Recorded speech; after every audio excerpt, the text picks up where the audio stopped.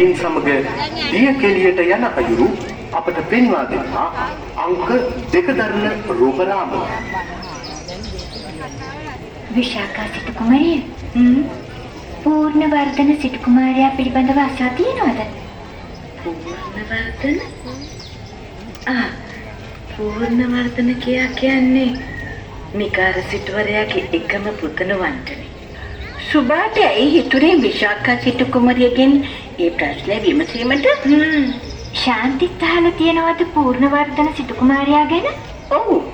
සුභා තරමටම මමත් දැන සිටින්නේ පූර්ණවර්ධන සිටු කුමාරයා ගැන. සුභා, ශාන්ති, ඇයි මේ දෙදෙනාම දිය කෙලියට යන ගමනේදී මගෙන් පූර්ණවර්ධන කුමාර පිළිබඳව විමසන්නේ?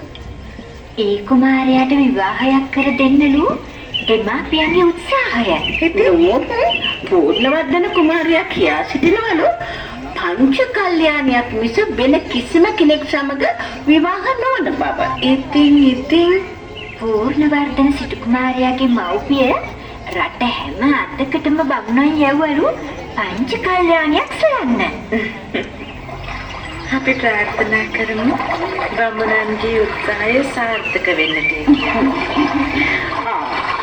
කතා නැද අපි ළඟා වුණා ගන්නේ.